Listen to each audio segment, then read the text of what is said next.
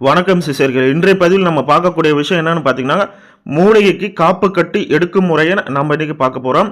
இந்த மூலிகை செடிக்கு ஓரைகள் பார்த்து காப்பு கட்டி எடுக்க போறோம். அந்த காப்பு கட்டும் முறை, அந்த மஞ்ச கொம்பு, மஞ்ச கயிறு போட்டு நம்ம அந்த மஞ்ச கயிறால் கட்டி அந்த செடிக்கு, அதுக்கப்புறம் விபூதி குடுவையில் எடுத்து 3 முறை சாப நிவர்த்தி மந்திரம் சொல்லி அந்த செடிக்கு நாம உயிர் கொடுக்க போறோம்.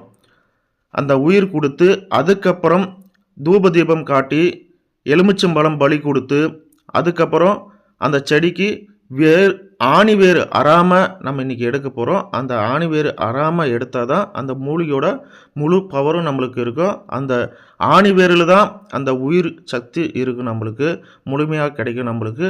அது போக இந்த சிஷியர்களுக்காக இந்த காப்பு கட்டும் முறையை நம்ம ரொம்ப நாளாக போடணும்னு நினச்சிட்டு இருந்தோம். இன்றைக்கி நம்ம அதை முழுமையாக நம்ம போட்டிருக்கோம். சிஷியர்களுக்கு ஒரு நல்ல படமாக இது இருக்கும்.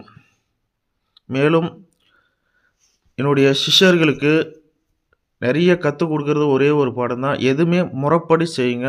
அந்த முறைப்படி செய்கிறது தான் நம்மளுக்கு மிகப்பெரிய அளவில் பெரிய சக்ஸஸையும் ஈர்ப்பையும் நம்மளுக்கு கொடுக்கும்.